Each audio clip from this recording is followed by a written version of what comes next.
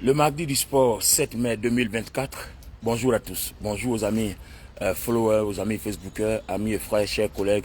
C'est votre frère et ami, le docteur Olivier Boni, pour ce mardi du sport 7 mai 2024. Notre sujet, c'est une relation avec le Christ pour une victoire sur toutes les oppositions spirituelles, démoniaques, sataniques et occultes. Alors, je m'en vais dans Matthieu, le chapitre 4, tout de suite. Les amis, le débat est clair. Regardez bien la stratégie du diable. N'oubliez pas que dans la Genèse, le diable a eu Adam et Ève par la ruse. C'est la même ruse qu'il envoie. Et vous voyez que le combat s'opère à deux niveaux. J'y arrive, les amis. Alors, regardez bien. Il trouve d'abord le Seigneur Jésus dans le désert, où il fut envoyé par Dieu lui-même pour qu'il soit tenté par Satan. Pourquoi? Parce que n'oubliez pas que le Seigneur Jésus-Christ vient pour nous sauver.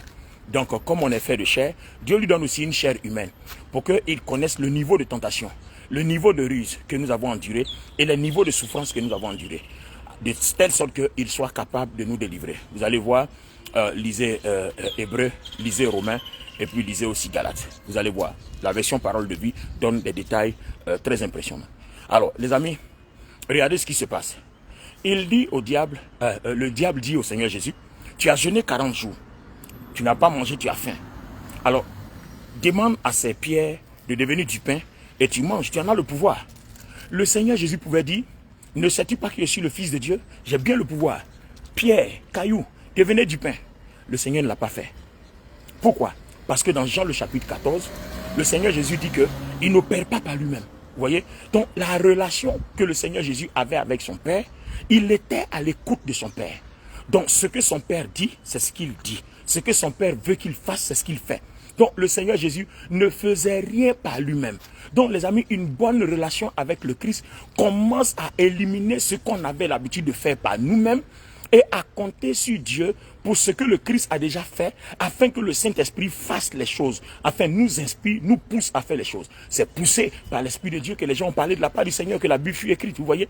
Donc il faut qu'on se laisse utiliser par le Saint-Esprit, qu'on se laisse utiliser par Dieu. C'est ce que Dieu attend de nous, les amis. C'est ce que Dieu attend de nous. Il pouvait dire, je suis le Fils de Dieu. Pierre, devenez... Effectivement, quand il a parlé au figuier dans Marc chapitre 11, ça marchait. Donc il pouvait parler aussi, parce qu'il a le Fils de Dieu en effet. Il pouvait le faire, mais il ne l'a pas fait. Il est resté à l'écoute de son Père comme étant serviteur de son Père, comme étant fils de son Père, comme étant fidèle à son Père, comme étant loyal à son Père. Ce que le diable voulait qu'il fasse était la ruse, le pousser à faire quelque chose que le Père ne l'a pas commandé à faire, pour qu'il le place dans un état de désobéissance vis-à-vis de son Père. Vous voyez?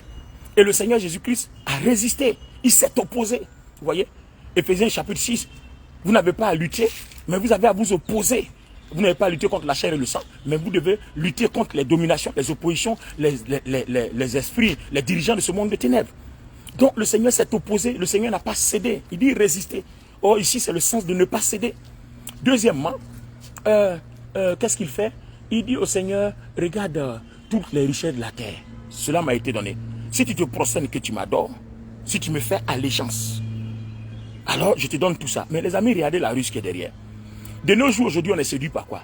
On est séduit par les belles voitures, on est séduit par les belles maisons, on est séduit par un voyage en classe affaires, en première classe. On est séduit par l'argent, on est séduit par le pouvoir. Alors, il présente le pouvoir. Et tout ça, si vous avez remarqué, ce sont les pensées de la chair. Romains 8, 6 dit, les pensées de la chair conduisent à la mort. Le Seigneur Jésus peut prendre, parce que c'est attirant pour la chair. Ça permet à la chair de se mettre en valeur. On a toutes les richesses de la terre, on peut faire tout ce qu'on veut. Ça permet à la chair de se mettre en valeur. Mais quand la chair se met en valeur, après, Romains 8, 6 dit quoi? Les pensées de la chair, c'est la mort. Après, on meurt. Ça veut dire que le Seigneur Jésus, quand il s'est prosterné, le diable a pris sa vie et la vie éternelle. Or, c'est la vie qui produit toutes ces richesses. Donc, en effet, le Seigneur Jésus, dans le désert, même ayant faim, il était plus riche que le diable. Puisque le diable était prêt à se débarrasser de toutes ses richesses au profit d'une allégeance. Ça veut dire que la vie que le Seigneur avait, que le diable voulait récupérer à travers cette allégeance-là, cette vie-là a plus de valeur que les richesses. Parce que c'est cette vie-là qui produit les richesses. Cette vie-là est le trésor de toutes les richesses. Vous voyez? Donc c'était encore la ruse. Et le Seigneur Jésus a résisté. Le Seigneur Jésus a eu confiance en son Père pour comprendre que dans la vie, il y a mieux que les richesses. Dans la vie, il y a plus que les richesses de la terre. Vous voyez? Alors, si vous mesurez bien les trois paroles, comment le Seigneur a combattu? D'abord, on a vu un premier élément de la relation, c'est que le Seigneur n'a pas compté sur lui-même, il n'a pas laissé triompher son orgueil, il ne s'est même pas mis en colère, il n'a rien fait du tout. Non, non, non, non, non, non. Il s'est plutôt reposé sur son Père. Et il n'a pas cédé aux ruses. Donc, il a résisté, il s'est opposé, et il s'est confié à son Père. Ce que son Père a dit, c'est ce qu'il a dit.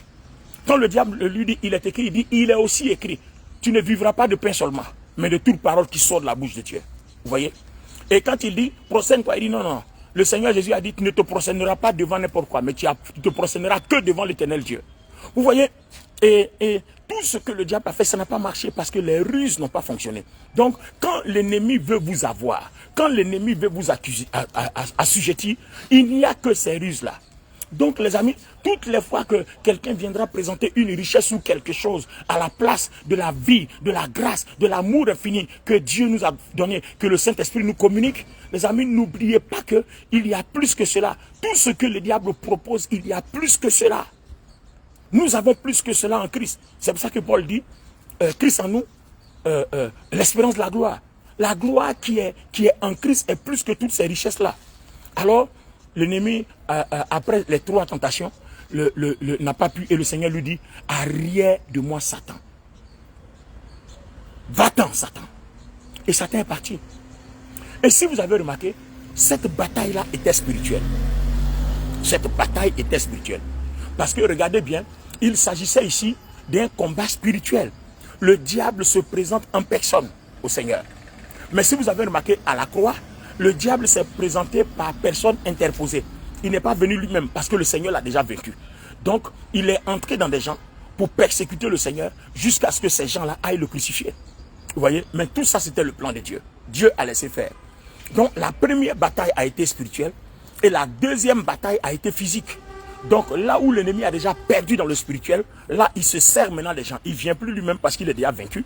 Il se sert déjà des gens. Donc, toute bataille, tout combat spirituel se mène en esprit d'abord. Or, l'esprit dans notre vie, c'est quoi? C'est le monde de nos pensées. Dans Romains 8, 6, on a les pensées de la chair et on a les pensées de l'esprit. Si le Seigneur avait accepté les pensées telles que le diable les lui avait communiquées, qu'il acceptait les richesses du monde, il acceptait tout ce qui était charnel, c'était fini, il était vaincu.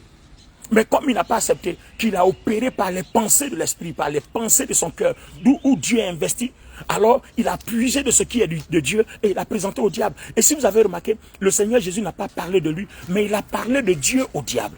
Nous, ce que nous faisons, nous parlons de nous à nos problèmes, mais nous devons parler de Christ à nos problèmes. Dans le désert, regardez bien la bataille spirituelle. La bataille spirituelle, c'est pas autre chose. C'est dans nos pensées. Et dans nos pensées, là, on a le Christ dans notre cœur.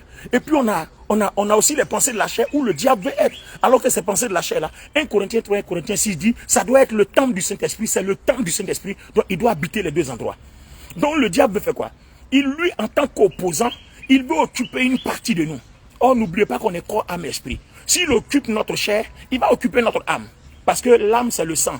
Lévitique 17, 11, 14. L'âme, c'est le sang. Donc, il va occuper l'âme. Or, dans l'âme, il y a notre volonté. Or, s'il occupe notre volonté, il risque de nous dresser contre Dieu. Et la grâce même que Dieu nous a fait, nous-mêmes, on va rejeter ça. Donc, il faut qu'on résiste pour empêcher le diable d'occuper notre chair et que le Saint-Esprit occupe pleinement la chair et que le Saint-Esprit occupe pleinement notre cœur. Parce que la Bible dit que le Christ habite notre cœur par le Saint-Esprit. Donc le Saint-Esprit doit occuper pleinement la chair, les pensées de la chair, qui est le monde spirituel où le diable opère, et doit occuper pleinement les pensées de l'Esprit, qui est le monde spirituel où le Christ opère. Donc la bataille dans le désert était une bataille hautement spirituelle. Celui qui gagnait cette bataille spirituelle-là a gagné la bataille physique. C'est pour ça que le Seigneur a pu arriver à la croix. Vous-même vous êtes rendu compte qu'à un moment donné, ça a été difficile d'arriver à la croix. Il a fallu que Simon de Cyrène vienne donner un coup de main. Mais si le Seigneur n'avait pas vaincu dans le désert, ça allait être compliqué. Donc vous voyez, nous avons une bataille spirituelle avant, une victoire d'abord spirituelle avant l'accomplissement de la victoire dans le naturel. Donc les amis, n'oublions jamais ça. La bataille à la croix, ça ne se menait pas à la croix, non, ça s'était déjà mené dans le désert. Il avait déjà vaincu Satan. C'est pour ça que Satan ne s'est plus présenté en personne. Il est passé par des gens pour le crucifier. Il est passé par des gens pour le persécuter. Il est passé par des gens pour le frapper. Il est passé par des gens pour le maltraiter. Il est passé par des hommes pour lui donner des coups de poing. Et aujourd'hui, comme le Seigneur Jésus-Christ a vaincu Satan et que nous avons la foi et que nous marchons par le Christ dans la foi, alors Satan ne se présente plus à nous en personne. Il ne peut pas. Parce que le Seigneur a déjà mené cette bataille. Donc qu'est-ce qu'il fait? Il envoie ses agents qui utilisent des gens pour nous attaquer. Des braqueurs vont t'attaquer, on peut te poignarder, te tuer. Quelqu'un de méchant peut empoisonner ton repas. Voilà. Quelqu'un peut se déguiser en sorcière, tu peux coucher avec elle. Ou bien quelqu'un peut se déguiser en sorcière, tu peux coucher avec lui. Et à partir de là, ils vont t'avoir, ils peuvent te tuer, ils peuvent t'anéantir. Voilà tout ce que l'ennemi fait. Alors, qu'est-ce que Dieu dit? Il nous dit que nous avons des armes spirituelles. Si on a ces armes spirituelles-là, on pourra éteindre les traits enflammés du malin, c'est-à-dire les ruses et les pièges qu'il tend. On pourra éteindre ça.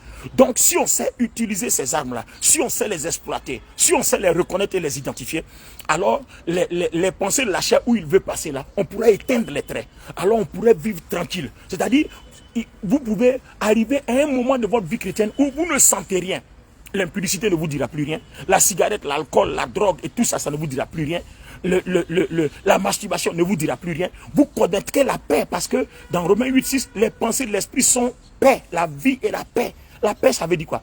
Ça veut dire que si je ressens la tentation, c'est là que je vais commencer à ouvrir des pensées comme ça m'intéresse pour y aller. Mais si ça vient, que ça me glisse sur le corps que je ne ressens pas, qu'est-ce que je vais faire? Vous n'avez pas vu que souvent quand vous regardez la télé, il y a des scènes que vous regardez, ça vous intéresse. Mais pourtant, il y a des moments quand vous regardez, vous zappez, ça ne vous dit rien. À ce moment précis-là, c'est qu'il y a quelque chose dans votre esprit qui est plus fort. C'est de ça que je parle. Si on arrive, comme le Seigneur Jésus l'a dit, revêtez-vous des âmes spirituelles. Si on sait se revêtir des âmes spirituelles, si on sait les utiliser, alors on fermera la porte à Satan et à ses œuvres pour toujours, les portes de la pensée de notre chair. Parce que c'est par là qu'il passe pour nous tenter, c'est par là qu'il passe pour opérer. Il envoie des pensées dans notre esprit, vous voyez. Et si jamais on cède, c'est fini, il s'installe.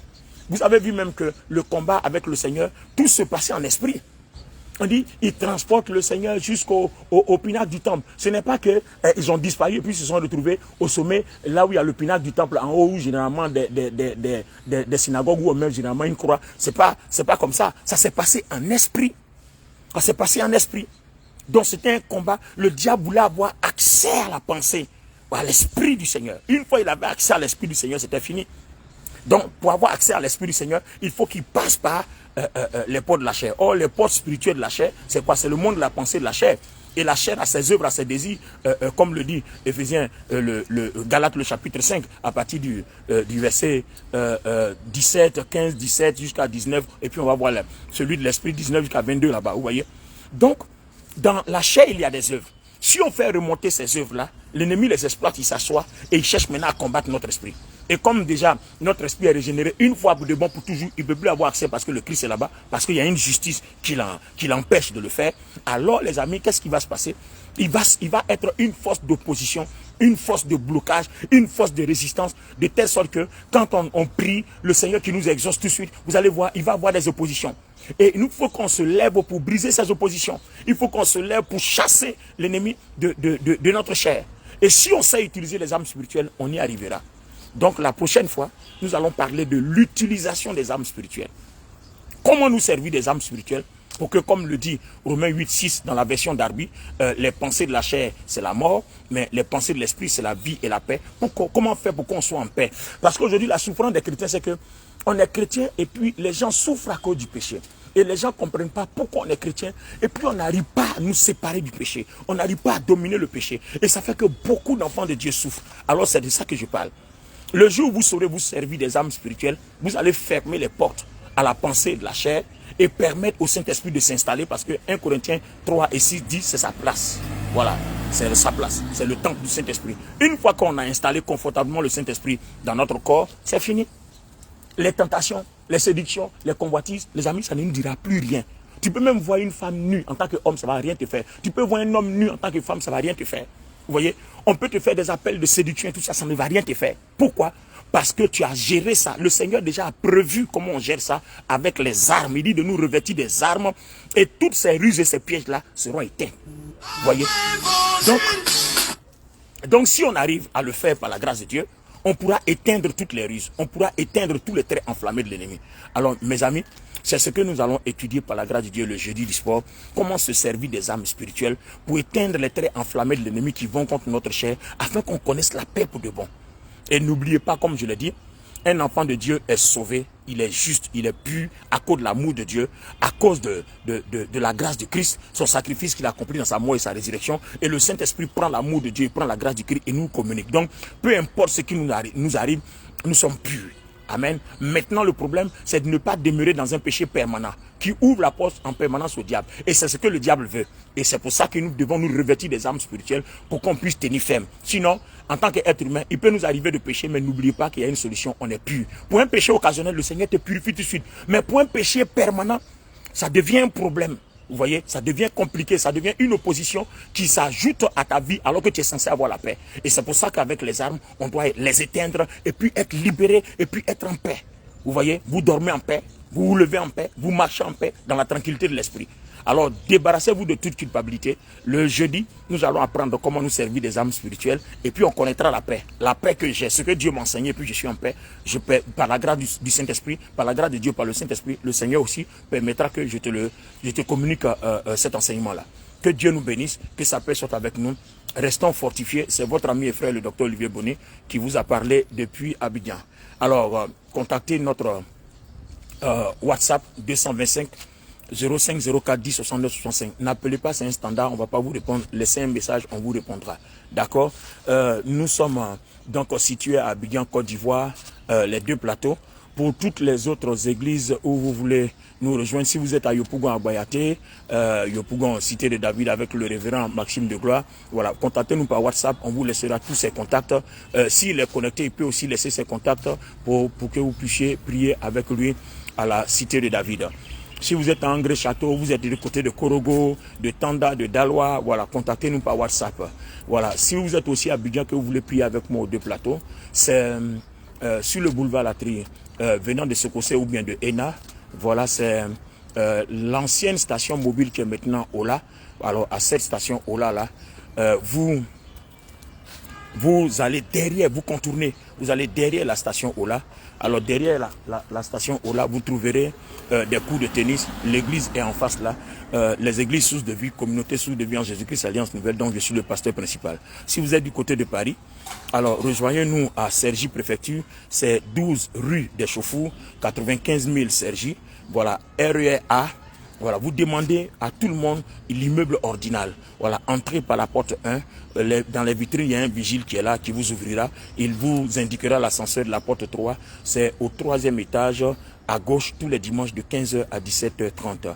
Et si vous êtes aux deux plateaux, c'est tous les dimanches de 8h à 11h et tous les vendredis de 19h à 21h. Merci à tous. C'était votre serviteur, le docteur Olivier Bonnet, pour le mardi du sport.